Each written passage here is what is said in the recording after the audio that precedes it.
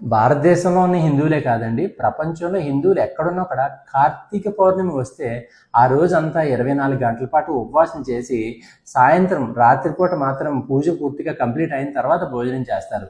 అయితే ఇలా 24 గంటలు ఉపవాసం చేయడం వల్ల ఎంత లాభం ఉందో చాలా మందికి తెలియకపోవచ్చు. ఇందులో ఉన్న సైంటిఫిక్ నాలెడ్జ్ చాలా మందికి తెలియకపోవచ్చు, కానీ అది భక్తితో మాత్రం చేస్తూ ఉంటారు. అయితే ఈ విషయం మన పెద్దవాళ్ళు ఎప్పుడో కొన్ని వందల సంవత్సరాల క్రితం కనిపెట్టిన విషయం.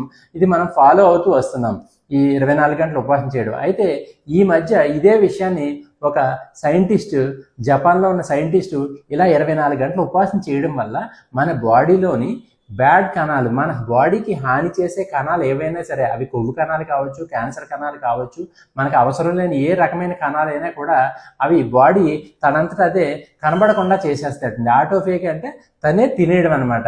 తినేసి మన బాడీలో హానికర కణాలన్నీ లేకుండా చేసి మనకి ఎంతో ఎంతో ఆరోగ్యాన్ని ఇస్తుందటండి అలా ఉపవాసం చేయడం వల్ల. ఆ విషయాన్ని కనిపెట్టి ఆయన నోబెల్ ప్రైజ్ కొట్టేశారు. సో మన పెద్దవాళ్ళు ఎప్పుడో కనిపెట్టిన విషయం ఇది.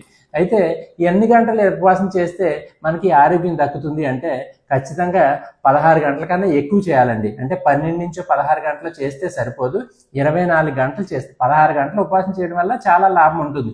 ఇన్సులిన్ రెసిస్టెన్స్ ఉందనుకోండి, షుగర్ వచ్చే అవకాశం ఉందనుకోండి, ఇన్సులిన్ సెన్సిటివిటీ పెరిగి షుగర్ వచ్చే అవకాశం 90% తగ్గిపోతుంది అనమాట 12 నుంచి 16 గంటలు ఉపవాసం చేయడం వల్ల.